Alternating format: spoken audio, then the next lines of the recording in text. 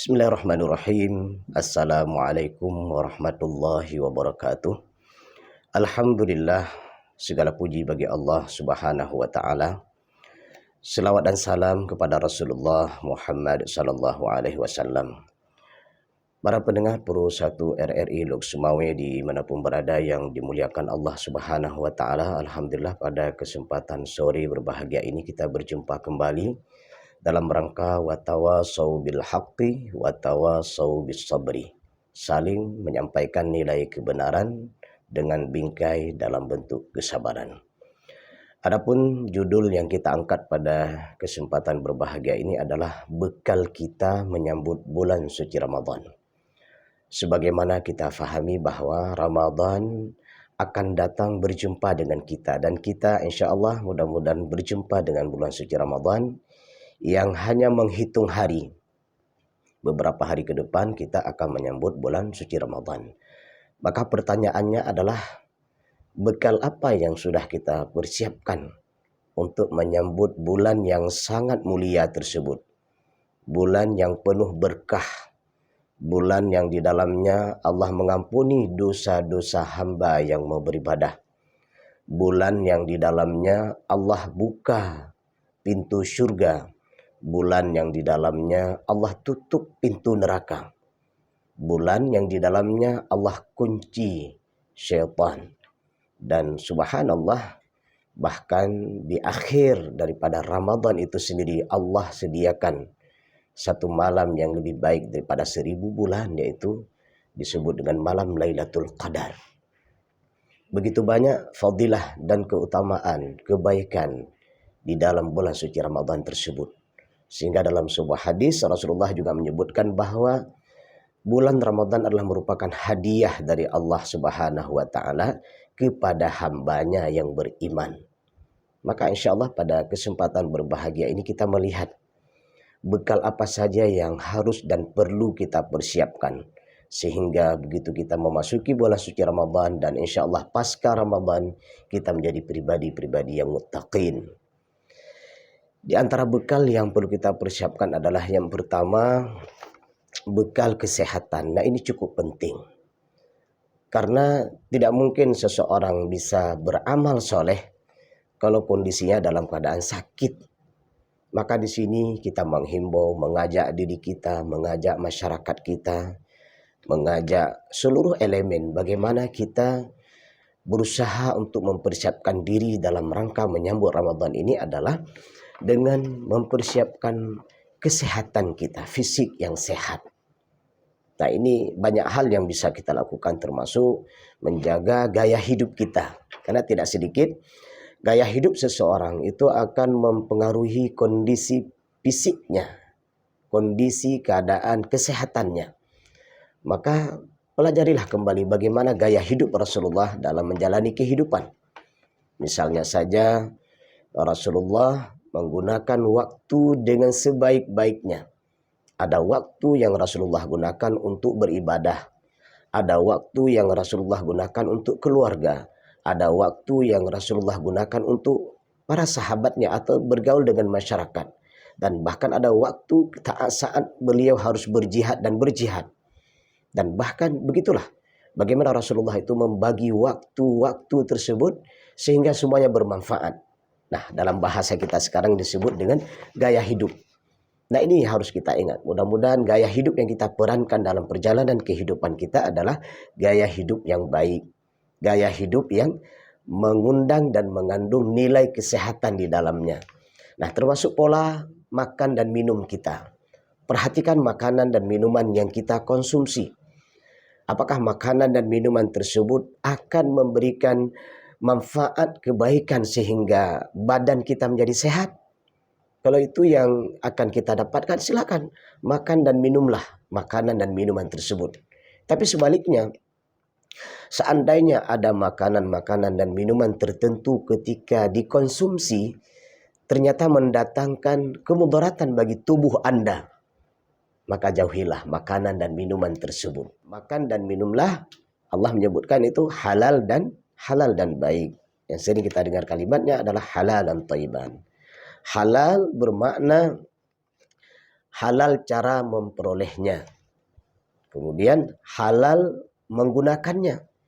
Baik bermakna baik dalam memperolehnya, baik dalam menggunakannya, dan keadaan makanan dan minuman tersebut adalah layak.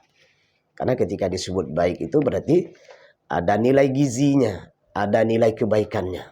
Nah, kira-kira seperti itu. Bagaimana lagi yang harus kita lakukan agar insya Allah sebelum masuk Ramadan dan saat berada di bulan suci Ramadan kita memiliki fisik yang kuat? Tentunya ada olahraga-olahraga tertentu yang terbaik yang kita lakukan. Ya, ada orang yang mungkin olahraganya lebih baik dengan berjalan cepat misalnya. Atau ada di antara mereka yang berlari. Ada di antara mereka itu dengan olahraga-olahraga tertentu, silakan. Yang paling penting adalah ketika ada olahraga atau olah tubuh atau olah fisik yang Anda lakukan, maka perhatikanlah keselamatan Anda. Jangan sampai ada olahraga-olahraga tertentu atau olah fisik tertentu ternyata tujuannya untuk mencari kesehatan, tapi yang terjadi adalah akan berdampak buruk bagi orang yang melakukan itu. Nah, ini perhatikan mana yang terbaik. Sehingga ada pakar-pakar dalam bidang kesehatan menyebutkan ada usia-usia tertentu dengan olahraga yang terbaik bagi mereka. Ada usia tertentu yang ini tidak layak dilakukan olahraga seperti ini. Nah, silakan saja nanti difahami dan dipelajari kembali. Kemudian apa lagi? Bukan hanya fisik kita yang sehatnya harus kita jaga dan kita rawat. Katakanlah dengan mengkonsumsi vitamin atau makanan dan minuman yang lebih baik untuk kesehatan tubuh kita. Tapi juga kita perlu mempersiapkan adalah jiwa kita. Nah, ini ketika disebutkan jiwa, maka ini adalah pemahamannya sangat luas ya. Hati kita, keadaan kondisi batin kita. Nah, ini sangat penting. Karena sesungguhnya ketika seseorang yang memiliki fisik yang kuat, tapi jiwanya bermasalah, kondisi batinnya bermasalah, nah ini akan memberikan dampak kepada fisik itu sendiri juga. Apa contohnya? Orang yang menjalani kehidupannya tidak bisa mengelola stres misalnya. Karena tidak ada orang yang tidak mengalami yang namanya stres ya. Tapi sekarang yang harus kita perhatikan adalah bagaimana kita mengelola stres. Stres dalam makna yang positif, bukan stres dalam makna yang negatif. Nah, ini bagaimana kita kelola? Ada persoalan-persoalan yang muncul dari diri kita, ada persoalan-persoalan yang muncul dalam keluarga kita, ada masalah yang muncul di tempat kita bekerja, ya, dalam pangkat dan jabatan kita, apapun bentuknya. Nah, bagaimana dengan semua persoalan dan masalah yang kita hadapi tersebut itu bisa dikelola. Sehingga jangan sampai menimbulkan stres. Yang stres tersebut membuat seseorang sakit jantungnya, ya, sakit paru-parunya, sakit ususnya, dan bahkan sakit kepalanya yang tidak berujung pada kesembuhan. Berbagai macam obat dia minum, dia konsumsi, berbagai macam cara dia terapi, ternyata nggak sembuh-sembuh sakit kepala. Ternyata persoalannya adalah karena jiwanya tidak tenang, batinnya resah dan gelisah, sehingga memberikan dampak yang lainnya adalah tidur tidak cukup, atau dia tidur tapi tidak nyenyak. Nah, ini juga harus dibedakan antara kualitas tidur dengan kuantitas tidur. Ada orang tidur berjam-jam, tapi ternyata tidurnya tidak memberikan efek apapun kepadanya. Ada orang mungkin yang tidur hanya sebentar, sejenak, sekejap. Ya. Nah, ini ternyata tidurnya itu memberikan efek kesehatan yang luar biasa. Nah, inilah yang harus difahami. Bagaimana menjaga kualitas tidur kita. Nah, ini jiwa kita. Yang lainnya yang harus kita fahami tentang jiwa kita adalah bagaimana kita membersihkan penyakit-penyakit yang tidak baik. Nah, itu hadir dan bersarang di dalam jiwa kita atau dalam hati kita. Kita harus membuang penyakit iri, penyakit dengki, penyakit buruk sangka. Ya, berbagai macam penyakit-penyakit itu bersarang di hati seseorang. Ketika penyakit-penyakit ini tidak dibuang, dibiarkan, maka dia akan tumbuh. Akan tumbuh sehingga menggerogoti fisiknya, menggerogoti jiwanya, akan menggerogoti semua apa yang dimiliki oleh seseorang dari asbab tidak memperbaiki dan tidak mengobati penyakit yang ada di hatinya. Nah, ini perlu difahami. Mudah-mudahan saat Ramadan akan menyapa kita, Ramadan akan bersama kita, kita menjalani Ramadan, kita dalam keadaan hati yang bersih. Hati yang bersih itu terlihat dari mana? Hati yang kuat imannya. Hati yang mantap akidahnya. Hati yang senantiasa berbaik sangka kepada Allah Subhanahu wa taala. Hati yang mudah memberi maaf kalau ada orang bersalah. Hati yang mudah meminta maaf kalau dianya yang bersalah. Hati yang senantiasa merasakan bagaimana nikmatnya menjalankan ibadah, beribadah kepada Allah. Hati yang senantiasa bisa merasakan bagaimana setiap ayat-ayat Al-Quran yang dibaca, hadis-hadis Rasulullah yang dibaca, itu akan menambah keilmuannya, menambah kekuatan hatinya. Hati yang senantiasa merasakan kebesaran Allah Subhanahu wa taala. Dan hati yang senantiasa menjaga dirinya tidak melakukan kesyirikan. Nah, ini juga penting. Di samping hati yang menjaga kekuatan iman, tetap taat kepada Allah, menjalankan perintahnya, menjauhi larangannya, termasuk hati yang menjaga keselamatan akidahnya. Nah, ini penting. Hati yang memiliki akidah yang murni, mentauhidkan hanya kepada Allah Subhanahu wa taala. Iyyaka na'budu wa iyyaka nasta'in. Meminta dan menyembah hanya kepada Allah Subhanahu wa taala. Nah, ini juga penting difahami hati yang sehat.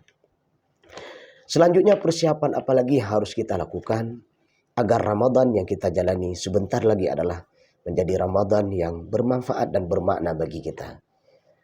Selanjutnya adalah bekal ilmu. Ini cukup penting. Betapa banyak orang yang berpuasa di bulan suci Ramadan, tapi dia berpuasa dengan kebodohannya. Berpuasa dengan kejahilannya. Berpuasa dengan ketidaktahuannya. Nah, ini apakah dia tidak tahu atau tidak mau tahu tentang ilmu Ramadan? Nah, makanya bagaimana kita memiliki ilmu yang benar tentang Ramadan? Kalau Anda ingin menyaksikan seseorang yang benar, ya walaupun tidak 100% benar, tapi lebih banyak benarnya. Ketika seseorang berpuasa di bulan suci Ramadan adalah lihatlah perilakunya. Lihatlah bagaimana dia menjalani Ramadan. Karena Rasulullah SAW mewanti-wanti kita. Berhati-hatilah dengan amal yang amal tersebut akan merusak pahala Ramadan kita.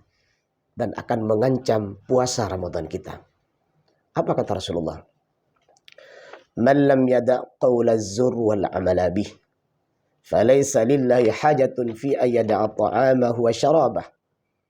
Barang siapa yang di bulan suci Ramadan, dia tidak meninggalkan dua perkara. Apa dua perkara tersebut? Qawla zur. Perkataan yang sia-sia. Perkataan yang tidak bermanfaat, perkataan yang haram, perkataan yang menimbulkan permusuhan, perkataan yang menimbulkan kemaksiatan. Nah, ini hati-hati. Saat masuk bulan Ramadan, hindari. Jangan sampai melakukan qaulaz zur. Apa itu qaulaz zur? Perkataan yang tidak bermanfaat. Perkataan yang sia-sia, perkataan yang banyak keharamannya, perkataan yang banyak maksiatnya. Nah, ini hati-hati. Jangan lakukan itu. Dan jaga diri, jangan sampai berperilaku qaulaz zur, berkata sia-sia. Yang kedua apa? Wal amala bih, perbuatan yang sia-sia. Masuk bulan suci Ramadan masih banyak orang yang melakukan perbuatan yang tidak bermanfaat. Apa contohnya? Nah, melakukan berbagai macam bentuk permainan. Nah, ini hati-hati. Apapun bentuk permainan, kalau itu tidak bermanfaat, maka jangan lakukan di bulan suci Ramadan. Karena perbuatan-perbuatan permainan yang Anda lakukan, yang itu dilakukan oleh masyarakat yang sedang melaksanakan kegiatan melakukan puasa di bulan suci Ramadan, maka akan merusak pahalanya. Karena tidak bermanfaat. Apakah Rasulullah SAW masuk bulan suci Ramadan melakukan berbagai macam permainan? Apakah Rasulullah SAW masuk bulan suci Ramadan tidur melulu? Nah, ini juga kita melihat sebagian besar masyarakat kita, begitu masuk bulan suci Ramadan, maka dia tidur. Nah, ini mohon maaf. Ini mudah-mudahan tidak terjadi, tapi ini perlu juga kita sampaikan. Setelah dia bersahur, dia tidur. Tidur. Salat, tidak salat dia. Tidak salat, dia tidur lagi. Itu zuhur tidak salat. Nah, asar pun tak salat, tidur lagi. Setelah asar, tidur lagi. Nah, kapan dia bangun? Ketika akan berbuka puasa. Na'udzubillah. Dia setelah sahur tidur dan bangun kembali ketika akan berbuka puasa. Ketahuilah, orang yang berpuasa seperti ini adalah puasa dengan kebodohannya. Tak punya ilmu. Rasulullah dan para sahabat tidak seperti itu. Orang-orang yang beriman, yang benar imannya, orang-orang yang muslim, yang benar muslimnya, tidak akan berpuasa seperti itu. Dia berpuasa dan tetap menjaga sholat. Dia berpuasa dan memperbanyak ibadah sunat. Dia berpuasa juga tetap memperbanyak membaca Al-Quran. Dia berpuasa tetap menolong saudara-saudaranya. Kalaupun dia harus mencari rizki di bulan suci Ramadan, dan dia juga tetap mencari rizki yang halal dan baik, dan tetap memperbanyak amal ibadahnya. Karena sebenarnya ada sebuah pepatah dalam bahasa Aceh yang sering kita dengar, si belah bulun mita, si bulun pajuh. Nah, ini kita sering mendengar kalimat pepatah orang Aceh ini. Si belah bulun mita, si bulun pajuh. Apa makna hikmah dari kalimat pepatah bahasa Aceh ini? Menunjukkan bahwa ureng-ureng Aceh tanyo, indatu nek tanyo jamun itu sangat menghormati bulan suci Ramadan. Terlihat dari pepatahnya ini. Masuknya bulan suci Ramadan, mereka memperbanyak ibadah. Rajin ke masjid, rajin ke munasa, rajin ke musalla, banyak membaca Al-Quran, banyak berinfak, banyak bersedekah. Nah, maka bagaimana kita memahami Ramadan yang akan kita jalani ini adalah Ramadan yang bermakna bagi kita, maka harus ada ilmu. Nah, kita sambung kembali hadis yang kita bacakan tadi. Orang yang masuknya bulan suci Ramadan, kemudian tidak memperhatikan ucapannya. Artinya banyak ucapan yang sia-sia. Kemudian tidak memperhatikan perbuatannya. Banyak perbuatan yang sia-sia, yang tidak bermanfaat. Bukan hanya permainan, tapi justru keberadaannya tersebut, fisiknya digunakan untuk melakukan berbagai macam kerusakan di atas permukaan bumi ini. Orang yang tidak memperhatikan ini, artinya tidak meninggalkan perbuatan yang tidak baik ini, ya, maka apa kata Rasulullah? فَلَيْسَ لِلَّهِ حَاجَةٌ فِي أَيَّدَعَ طَعَامَهُ وَشَرَابَهُ. Maka Allah tak butuh kepada orang tersebut menahan haus dan lapar. Nah, ini harus kita perhatikan. Semoga Ramadan yang akan kita jalani ini Ramadan yang bermakna. Perkataan kita, perkataan bermakna. Perbuatan kita, perbuatan yang bermakna. Sehingga Allah menerima ibadah yang kita laksanakan, itu ibadah puasa. Sebagaimana dalam sebuah hadis qudsi yang sering kita dengar adalah as-saumu li wa ana ajzi bih. Puasa itu adalah untukku dan akulah yang membalasnya. Masya Allah. Kita renungkan kalimat ini. Puasa yang kita laksanakan adalah untuk Allah. Maka jagalah adab kita dalam berpuasa. Sehingga Allah menerima ibadah puasa kita. Nah, ilmu. Ilmu yang dimaksud tentunya bagaimana menjaga syarat dan sahnya puasa kita. Apa-apa yang harus kita lakukan sehingga puasa kita itu menjadi sah, diterima di sisi Allah Subhanahu wa taala. Di samping juga kita juga perlu mempelajari adab. Ya, fiqih mengajarkan kita bagaimana sah dan tidaknya puasa kita. Sedangkan adab atau akhlak mengajarkan kita bagaimana ibadah yang kita laksanakan tersebut diterima di sisi Allah Subhanahu wa taala. Ada orang yang berpuasa, bisa saja puasanya sah, tapi Allah tak kasih pahala. Ada orang yang berpuasa, mungkin dari segi nilai adabnya bagus, tapi syarat dan rukunnya tidak benar, juga bermasalah. Bayangkan kalau orang berpuasa, syarat dan rukunnya bermasalah, adabnya bermasalah, maka dia tidak mendapatkan apa-apa. Maka buka kembali fiqih Ramadan. Belajar kembali sama ustadz-ustadz kita, sama tengku-tengku kita, sama kiai kita. Fas'alu ahla dzikri in kuntum la ta'lamun.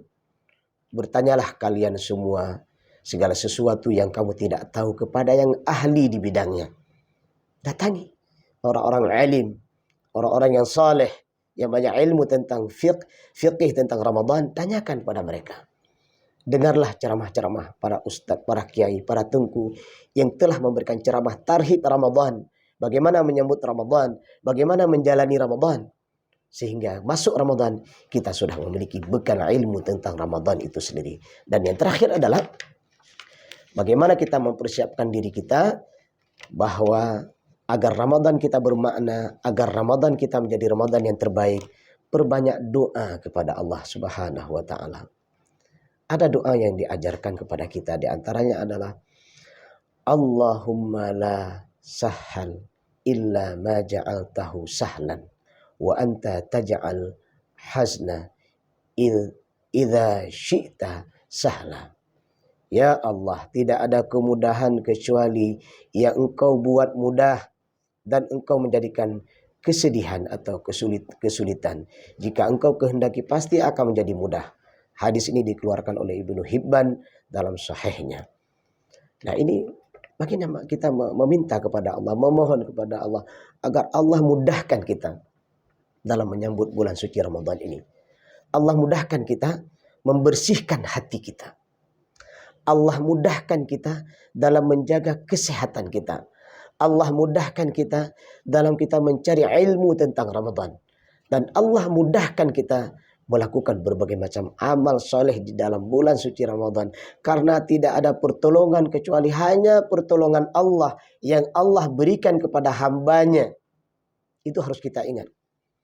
Ketika Allah telah memudahkan, maka mudahlah apa segala urusan kita. Maka minta kepada Allah agar Allah memudahkan segala urusan kita menyambut dan menjalani Ramadan itu sendiri. Ada doa satu lagi yang diajarkan.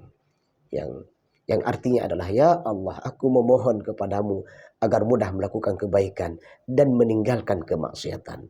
Allahumma inni as'aluka fi'alal khairat wa tarkal munkarat. Hadis riwayat Tirmidzi. Masya Allah. Ini doa yang luar biasa yang kita panjatkan kepada Rabb kita detik-detik menyambut Ramadan. Agar Allah Subhanahu wa taala memudahkan kita melakukan berbagai macam kebaikan dan kebaikan. Dan Allah mudahkan kita untuk meninggalkan berbagai macam bentuk kemungkaran dan kemaksiatan. Mudah-mudahan beberapa hal singkat yang kita sampaikan ini menjadikan kita semakin menjadi pribadi yang terbaik di saat menyambut Ramadan dan di saat menjalani Ramadan. Ramadan Karim yang akan bersama kita, yang akan kita laksanakan ini, semoga menjadi Ramadan terbaik bagi kita. Dan dimudahkan kita melaksanakan amal soleh di bulan suci Ramadan. Dan pasca Ramadan kita menjadi orang yang muttaqin, sehingga kita menjadi pribadi yang diridhai Allah di dunia, dengan diberikan kebahagiaan, dan pribadi yang mendapatkan kasih sayang Allah di akhirat, dengan dimasukkan ke dalam syurganya, Jannatun Na'im. Amin ya rabbal alamin. Subhanakallahumma wa bihamdik, asyhadu an la ilaha illa anta, astaghfiruka wa atubu ilaika. Assalamualaikum warahmatullahi wabarakatuh.